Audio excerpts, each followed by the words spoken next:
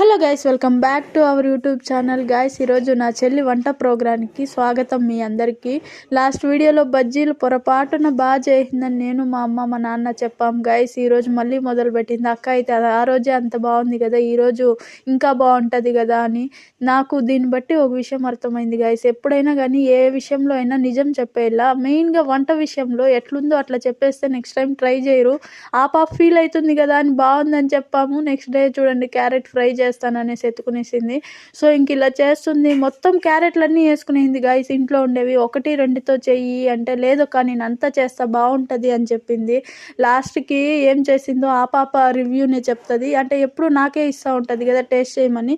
ఈరోజు నువ్వు చేసావు కదా వంట, నువ్వే టేస్ట్ చేయి అని చెప్పాను. సో ఆ పాప ఎక్స్ప్రెషన్ చూడండి ఎలా ఉందో.